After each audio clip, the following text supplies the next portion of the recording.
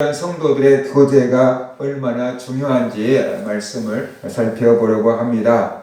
사울이 부활하신 예수님을 만나고 회개했습니다. 사울은 즉시 예수님을 전하는 예수님의 증인이 되었습니다. 사울은 예루살렘에 있는 사도들을 만나려고 했다라고 본문은 말씀을 하고 있습니다. 왜 사울이 예루살렘에 있는 사도들을 만나려고 했을까요? 은혜를 받고 나니까 사도들이 그립고 사도들을 만나고 싶었던 겁니다. 은혜를 받고 나니까 예전에는 제일 먼저 잡아서 감옥에 가두고 처단해야 될 사람들로 생각했던 사도들이 좋아졌던 겁니다. 그리고 또 은혜를 받고 나니까 이제 나는 유대교가 아니고 기독교이다라는 소속감을 이렇게 바꾸고 소속감을 가지려고 했던 겁니다. 그래서 이 사도들을 만나려고 했던 거지요.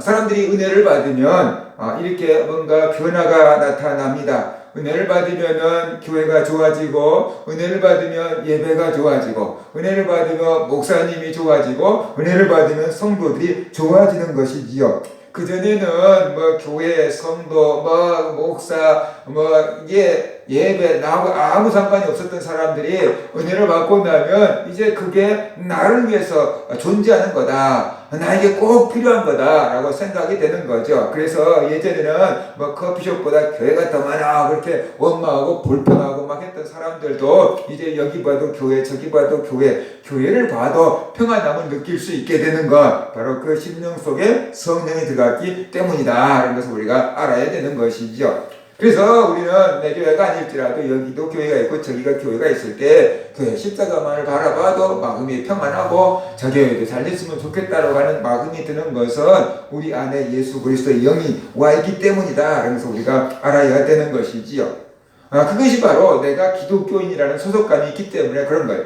사람들은 나름대로 소속감을 갖기를 원해. 사람들이 가지고 있는 욕구 중에 하나가 소속감의 욕구다라고 심리학자가 얘기를 했어요. 그래서 나는 이 고향 출신이다, 이 지역 출신이다, 나는 이 학교 출신이다, 나는 대한민국 국민이다, 그런 소속감을 갖게 되는 거예요. 그 소속감이 대한민국에 있을 때는 아무 상관이 없어요. 왜? 나도 니도 다 대한민국 국민이니까 똑같은 소속감을 갖고 있으니까 별로 이게 필요가 없는 거야. 그래서 그때는 조금 더 작은 소속감을 갖는 거죠. 너 어디 출신이니? 그리고 나랑 같이 동양 사람이네? 그러면 괜히 또 친해지고 너 어디 학교 출신이지? 그래서 후배네? 그러면 또 이렇게 선배님, 후배님 이렇게 하면서 괜히 친근해지고 그런 게 있잖아요. 그 국가에 대한 소속감은 어떻게 돼요? 우리나라가 외국과 경기할 때, 그쵸? 그 선수를 내가 직접 만나본 적은 없어. 그런데 우리나라 선수야. 그러니까 어떻게 해요? 난 무조건 우리나라 선수를 응원하는 거죠. 그래서 이겨라 그러면서 막 응원하고 이기면은 막 내가 이긴 것처럼 막 좋아하고 막 야단을 치게 되는 거죠. 그게 바로 소속감인 거예요.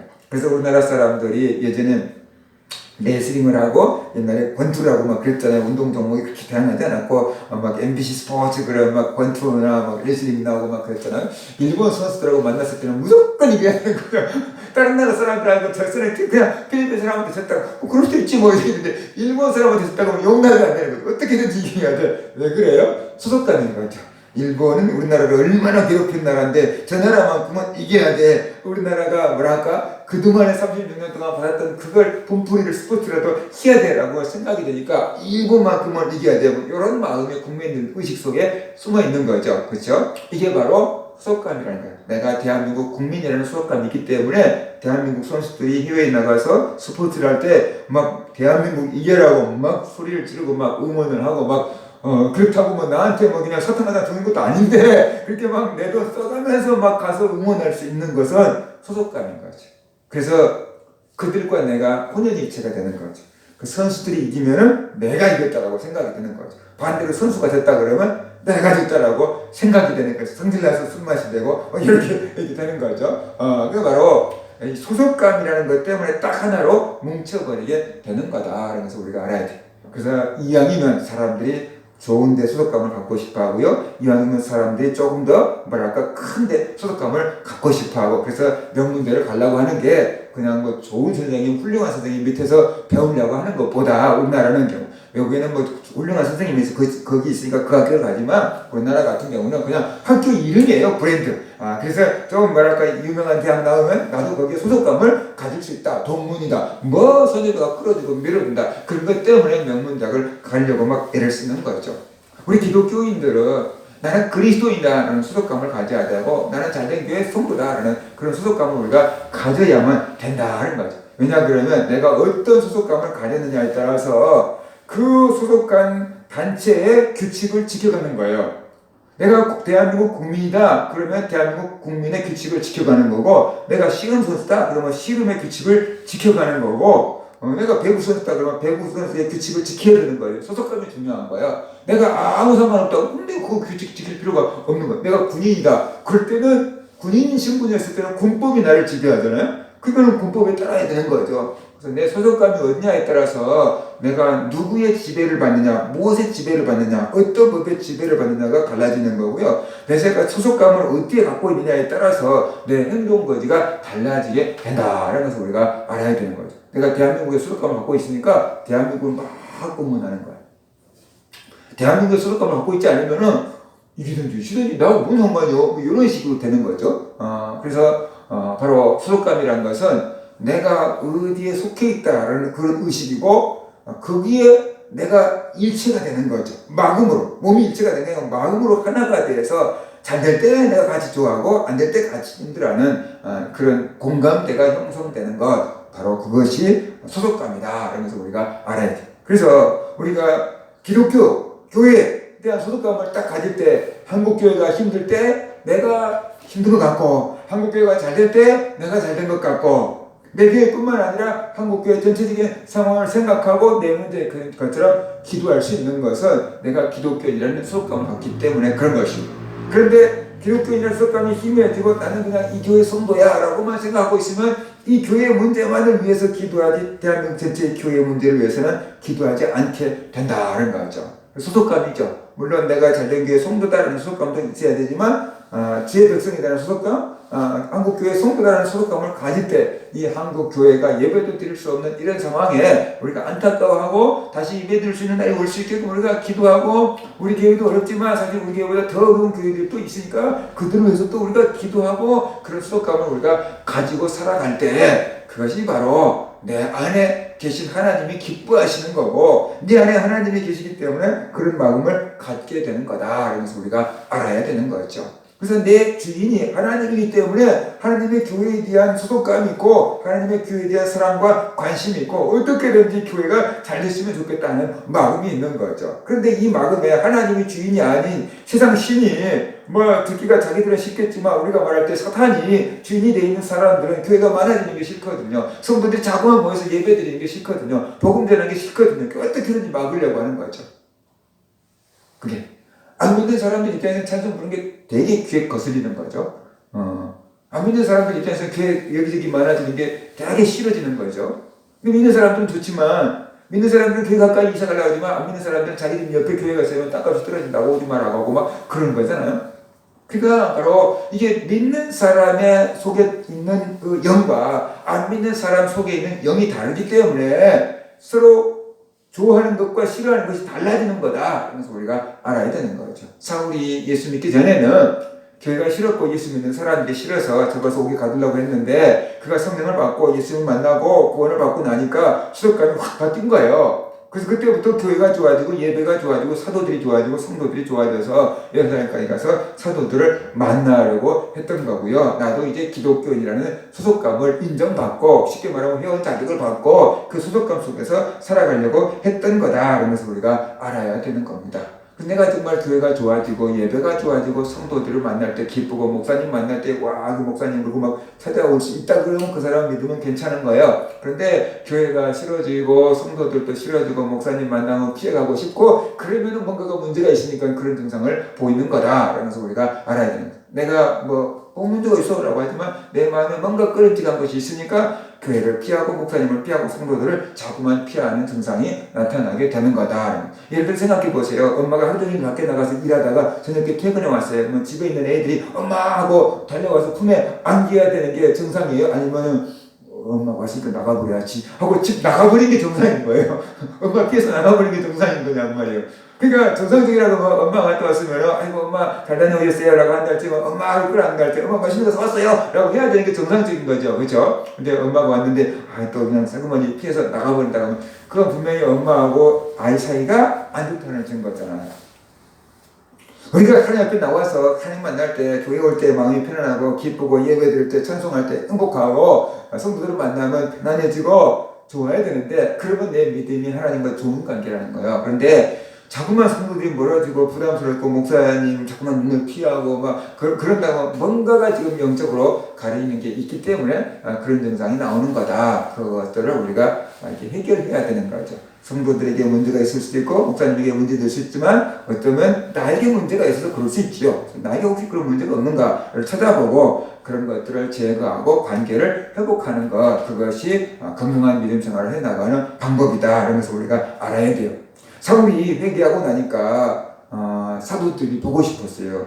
내가 이렇게 회개했다는 것을 사도들에게 알려주고 싶었어요. 내가 당신들에게 핍박했던 사람인데 내가 예수 만나고 이렇게 회개했습니다. 이제 나도 당신들 편입니다. 이렇게 알려주고 싶었어요. 그러면 사도들이 엄청 좋아할 줄 생각한 거예요. 내가 은혜 받고 사도들이 좋으니까 사도도 나를 좋아할 거라고 생각한 거예요. 사람들은 그런 게 있어요. 투사라 그런 거예요. 내가 저 사람을 좋아하니까 저 사람은 나를 좋아할 것처럼 생각하는 거예요. 또 반대로 내가 저 사람을 싫어하니까 저 사람이 나를 싫어하는 것처럼 보이는 거예요. 저 사람 자꾸 눈빛이 이상해요. 나만 보면 막 싫어한 것 같아요. 라고 할 수 있는 것은 진짜 저 사람이 나를 기분 나쁘게 눈을 흘릴 수 있지만 내가 저 사람을 미워하기 때문에 저 사람도 나를 미워하는 것처럼 착각이 되는 거죠. 심리학적으로 그걸 투사라고 하는데 그런 증상들이 있을 수 있다는 거죠. 그래서 사울이 자기가 예수를 받고 은혜를 받고 나니까 사도들도 자기를 너무 좋아하고 반갑게 하고 축하해 줄 줄 알았어요. 그래서 사도들을 만나려고 했는데 웬걸 사도들은 사울을 무서워해요. 저거 여기서 기독교인들 잡아서 죽이고 감옥 가두는 사람 아니야? 저게 지금 회개했다 그러는데 우리가 어떻게 믿어? 며칠 전까지만 해도 예수 믿는 사람들 체포로 갔는데 저게 회개했다고 해가지고 사도들 만나서 싹 다 잡아가려고 그런 거 아니야? 속임수 쓰는 거 아니야? 라고 이렇게 생각해서 사도들이 사울을 만나기를 두려워했다라고 성경은 말씀을 하고 있어요. 사울이 회개했어요. 그런데 사도들이 안 믿었어요. 왜 그랬을까요? 예전에 했던 게 있으니까. 그죠? 예전에 했던 걸 생각하니까 도저히 믿을 수가 없는 거죠. 그래서 예수 믿기 전에 난잡한 생활을 한 사람 있잖아요. 그 목사님이 그 목사님이 그러더라고요. 자기는 돈 버는 게 제일 쉬웠다고. 근데 그 목사님이 브라이언 박 목사님이 회개하고 교회에 나가서 이제 교회 성도님이 소개해줘서 자기 아내를 만나서 결혼했대요. 근데 간증을 하고 다니는데 아내가 회개하기 전 모습을 안 본 거예요. 회개한 다음의 모습만 본 거지 회개하기 전 모습은 안 본 거예요, 이 사람이. 그래가지고 자꾸 간증을 하고 다니면은 나는 당신의 예전 모습이 도저히 상상이 안 가 그런데요. 지금 당신을 보면은 완전히 예수 믿는 사람인데 예전에 그렇게 하고 다녔다니까 마약에 찌들리고 막 이렇게 하고 다녔다니까 감옥에 8번이나 갔다 왔대요. 주먹질을 해가지고 조금만 만나면 그냥 주먹으로 쳐갖고 미국 감옥을 8번이나 갔다 왔대요. 그러니까 쉽게 말하면 우리나라로 말하면 별이 8개인 사람이에요, 이제. 근데 완전히 딴 사람으로 바뀌어 있으니까 그 아내조차도 예전 얘기를 하면서 실감이 안 난다 그러고 상상이 안 된다 그런데요. 그만큼 바뀌어져 있는 거예요. 근데 예전에 그 모습을 알았던 사람들은 쉽게 안 믿으려할 거예요. 그죠? 자꾸 옛날에 어떤 사람인데 쉽게 바뀌어 사람이 이렇게 하고 안 믿어줄 수 있잖아요. 사울이 교회를 너무 잔인하게 바뀌어냈기 때문에 사도들도 이 사울이 회개했다는 것을 안 믿어졌던 거예요. 그래서 그만큼 사울이 놀랍게 바뀐 거죠. 사람들이 자기 말을 안 믿어주니까 얼마나 힘들고 속상했겠어요. 그죠? 사람들이 자기 말을 믿어줘야지 살맛이 나는데 열심히 간증하는데 삼치고 있겠지, 돈 받고 저러겠지 라고 하면 얼마나 기운 빠지겠어요. 사울이 사도들을 만나려고 그러는데 사도들이 안 만나줬어요. 사울이 상당히 실망했을 것 같아요. 그런데 거기에 다리를 이어준 사람이 있었는데 바나바라는 사람이었어요. 바나바는 남을 잘 구제하고 잘 도운 사람이었어요. 그래서 위로의 아들이다 라고 사도들이 이렇게 별명을 붙여줬고요. 자기 땅을 팔아가지고 사도들 앞에 둬서 가난한 사람들에게 다 나눠주게 했던 최초의 장본인이 바로 바나바였던 거예요. 그 바나바를 보고 아나니아와 삽비라가 땅을 팔았다가 문제가 생긴 거죠. 그래서 바나바는 사도들이 이렇게 인정받고 신임을 받는 사람이었어요. 바나바는 사람들의 마음을 잘 살필 수 있어요. 그러니까 아무나 섬기고 봉사하는 건 아니에요. 저 사람이 꼭 필요할 때 꼭 필요한 것을 딱 줄 수 있는 사람과 필요 없을 때 줄 수 있는 것은 똑같은 걸 주더라도 다른 거잖아요. 그래서 바나바는 사람들의 필요를 잘 알 수 있는 섬김의 은사가 있었던 사람이죠. 그만큼 섬김의 은사가 있었다는 것은 사람들의 마음을 잘 살필 줄 안다는, 저 사람이 지금 뭐가 필요하구나, 저 사람을 어떻게 도와야 되겠구나를 잘 알기 때문에, 예를 들어서 무거운 짐을 지고 간 사람한테 짐을 뭐 같이 들어드릴까요? 라고는 할 수 있겠지만, 허리 앞으로 지팡이를 지고 간 사람에게 지팡이 제가 들어드릴게요. 그러면 안 되는 것 같잖아요. 그렇죠? 이게 바나바는 사람들의 마음을 잘 이해할 수 있었어요. 그래서 지금 사울이 사도들을 만나고 싶어 해요. 그런데 사도들이 두려워서 안 만나죠. 그러니까 그 상황에서 뭐가 필요한 줄 알았어요. 그래서 바나바가 사도들을 찾아가요. 자기는 사도들을 잘 아니까. 그래가지고 사도들한테 얘기해요. 사울이 길에서 어떻게 부활하신 예수를 만났는지, 그가 어떻게 바뀌었는지, 그리고 그가 다메섹에 있는 사람들에게 어떻게 예수님을 전했는지, 사울의 변화되는 과정, 쉽게 말하면 사울의 간증을 사도들에게 딱 전해줘요. 그러니까 사도들이 그 간증을 듣고 사울이 진짜 회개한 게 맞구나 라고 인정을 하게 됐어요. 믿어주게 됐어요. 두 가지 차원에서 사울이 진짜 회개했다는 걸 사도들이 받아들여줬어요. 하나는 믿음직스러운 바나바가 얘기했기 때문에 바나바의 말은 틀림없을 거야 라고 하고 사도들이 바나바의 말을 믿어줬어요. 우리들이 살아가면서 저 사람 말하니까 믿어도 돼 라는 신뢰를 얻고 산다 그러면 참 잘 사는 거다 라고 할 수 있어요. 그죠? 엄마가 말한 거니까 약속을 지킬 거야. 그랬다면 목사님이 말씀한 거니까 그건 맞을 거야. 그렇게 신뢰를 얻고 산다 그러면 참 잘 산 거라고 볼 수 있어요. 근데 저 사람 말한 걸 어떻게 믿어? 이렇게 얘기가 된다 그러면 우리가 좀 잘못 산 거다라고 우리가 알아야 되는 거죠. 바나바가 얘기하니까 사도들이 다 믿어줬어요. 사도들이 바나바라면 무슨 말을 해도 믿어. 그 정도 신뢰를 얻은 사람이 사울 내가 보장합니다 라고 이렇게 얘기하니까 어떻게 돼요? 그럼 만나보지 라고 이렇게 됐던 거다 이 것입니다. 우리가 어디 가든지 이렇게 신용을 얻고 사는 그리스도인들이 돼야 됩니다. 모든 사람들에게 신용을 얻을 수는 없겠지만 내 주변에 있는 사람들 몇 사람이라도 신용을 얻고 살 때 내 말에 권위가 있어지고 복음도 전할 수가 있게 되는 거다. 그래서 우리가 알아야 됩니다. 그 다음에 두 번째 간증이에요. 사울이 어떻게 예수를 만났고 어떻게 변화됐고 다메섹에서부터 어떻게 복음을 전했는지 그 얘기를 딱 간증을 올려주니까 사도들이 그걸 듣고 진짜로 하나님을 만나지 않으면 저렇게 바뀔 수 없다는 것을 인정하게 된 거죠. 간증을 듣고 진짜다 라고 이렇게 믿게 된 겁니다. 기독교인들은 간증이 있어야 돼. 간증. 내 간증이 있을 때 저 사람 진짜 하나님 만났구나. 저 사람 진짜 성령을 받았구나. 저 사람 진짜로 예수 믿는 사람이구나. 라는 것을 우리가 인정할 수가 있게 되는 거죠. 간증이 희미할 때 진짜 믿는 건가? 라고 이렇게 생각하게 되는 거죠. 내 자신의 믿음의 확신을 위해서도 내가 간증이 있어야 되고 다른 사람들한테 내가 기독교인이라는 것을 증명하기 위해서 간증이 있어야 되고 하나님께 영광을 돌리기 위해서도 간증이 있어야만 된다는 거죠. 중국에 아는 전도사가 선교사로 갔었는데 거기에 지하교회에 있는 숨어있는 그 교인들이 있잖아요. 근데 가끔 공산당들이 막 목사다 어쩌다 그래고 속여가지고 와가지고 이렇게 설교하러 와서 싹 잡아가고 막 그랬는가 봐요. 그러니까 한국에서 전도사가 왔다 그러니까 진짜인지 가짜인지를 알 수가 없는 거예요. 우리 모임에 지금 데려가서 설교를 한번 듣고 싶고 은혜를 받고 싶은데 저게 진짜 전도사인지 가짜 전도사인지 알 수가 없어. 학력을 띄워라 뭘 띄워라 해봤자 이거 뭐 종이는 만들어 올 수 있는 거고 믿을 수가 없는 거잖아요. 그러니까 몇몇 대표가 찾아왔더래요. 그 지하교회 몇몇 대표가 찾아와가지고 한국에서 오신 전도사님 맞냐고 맞다고 했더니 기도 한번 해보라 그랬대요. 딱 기도하니까 전사님 확실하다고 가자고 그래갖고 산길을 걸어갔는데 거기에 진짜 성도들이 모여있대요. 거기에 가서 설교를 했는데 우리가 이틀씩 걸어왔는데 어떻게 몇 시간 설교 듣고 가냐고 들어야 되냐고 그러더래요. 근데 그 전도사님이 우리가 통신대학교 기숙사에서 대학 네 명이 한 방을 쓰는데 일주일에 한 번씩 이렇게 예배를 드려요. 같은 방에 있는 사람들이 예배를 드려요. 근데 거기서 예배를 드릴 때도 무릎을 탁 꿇고 기도를 하는데 진짜로 집중력이 엄청나요. 그냥 막 완전히 쫙 빨려들 정도로 이렇게 집중해서 기도를 해요. 이렇게.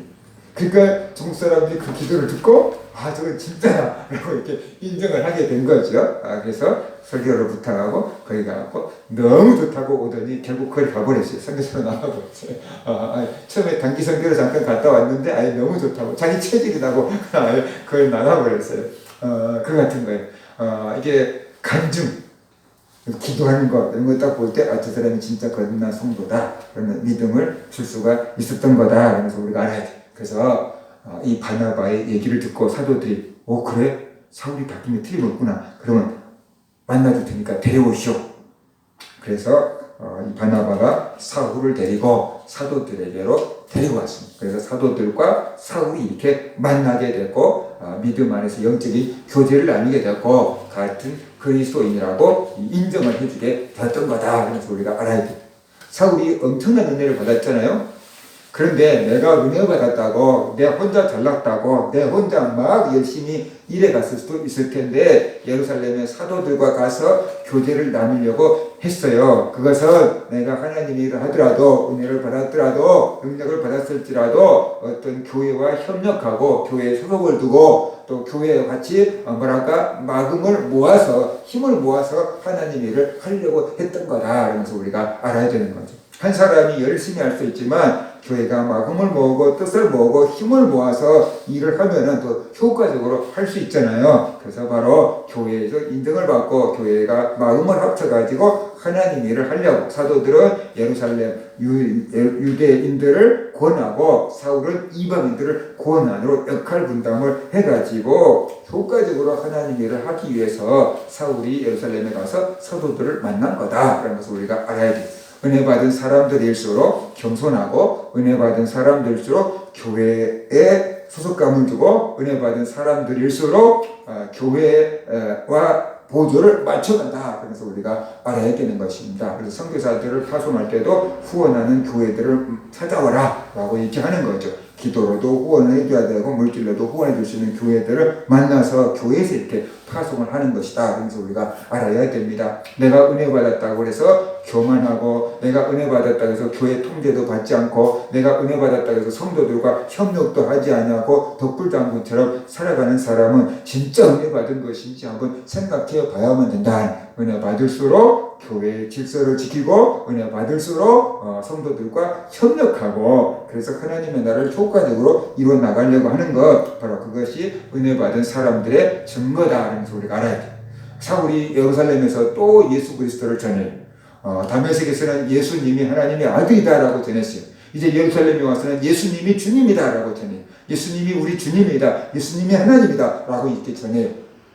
그러니까 예루살렘에 있는 사람들이 사울과 막 논쟁을 펼쳤는데 이길 수가 없었던 것 같아요. 자기가 논쟁으로 이론으로 사울을 이길 수가 없고 확신으로 사울을 이길 수가 없어요. 그러니까 어떻게 했냐면 예루살렘 사람들도 여전히 저놈을 죽여버리자 그래가지고 사울을 죽이려고 계획을 세웠어요. 그런데 예루살렘에 있는 성도들이 형제들이라고 하잖아요. 그 형제들이 사울이 죽임당할 수 있다라는 것을 알고 사울을 다섯 지역으로 피신 보냈다라고 말하고 있어요. 근데 형제들이 사울을 다섯 지역으로 피난 보냈다고 하잖아요. 그게 무슨 소리예요? 사울을 형제로 받아들였다는 거죠. 저 사람이 진짜 회개했다는 것을 인정하고 사울을 자기들의 형제로 예수 믿는 형제, 그리스도 안의 형제로 인정을 했기 때문에 사울이 죽임당하지 않도록 자기들이 빼돌려서 피신을 보냈다라는 것을 우리에게 알게 해주고 있습니다. 이것이 바로 그리스도 안에 있는 공동체 사랑이다. 그래서 우리가 알아야 돼요. 교회 안에 있을 때 성도들과 영적인 교제를 나눌 때 우리가 위협 가운데서 보호를 받을 수 있고 보호해 줄 수가 있는 거다. 그래서 우리가 알아야 돼. 그래서 우리가 은혜 받을수록 성도들 간의 교제가 중요하고 은혜 받을수록 교회의 지도를 받는 것이 중요한 거다. 그래서 우리가 알아야 됩니다. 우리가 코로나로 인해서 잘 모이지 못하지만 우리가 마음으로라도 늘 교회를 가까이 해야 되고 마음으로라도 내가 그리스도인이다 그런 우리가 뭐라 그럴까 소속감을 가져야 되고 우리가 또 마음으로라도 성도들과 가까이 해야 됩니다. 그래서 우리가 사도신경을 고백할 때 성도들이 서로 교통하는 것을 믿사오며 그랬잖아요. 성도들이 서로 교제하는 것을 믿는다. 그 모임이 거룩한 모임을 믿는다라고 고백하고 있는 것입니다. 그래서 성도들과의 교제를 통해서 우리의 믿음이 성장하고 성도들과의 교제를 통해서 하나님의 일을 효과적으로 해나갈 수가 있는 거다. 은혜 받았다고 혼자서 설치는 것은 아니다. 은혜 받을수록 더욱더 겸손하고 은혜 받을수록 더욱더 교회의 지도를 받고 은혜 받을수록 더욱더 성도들과 보조를 맞춰서 일해 나가는 것, 그것이 덕을 세우는 것이다. 그래서 우리가 알아야 됩니다. 내 혼자 신앙생활을 하는 것이 아닙니다. 성도들과 함께 교회에서 신앙생활을 해 나갈 때 옆에 사람이 쓰러지면 내가 붙들어주고 내가 쓰러지면 옆에 사람이 붙들어주고 그렇게 해나가는 것이 신앙생활인 거고 하나님의 뜻이다. 그래서 우리가 알아야 됩니다. 우리가 기독교인이라는 소속감, 우리가 또 잘된 교회 성도라는 소속감 가지고 서로 내 몸처럼 서로 아끼며 세워주며 돌봐주며 영적인 교제를 나누며 살아가는 그런 교회 성도들 되시기를 주의 이름으로 축원합니다.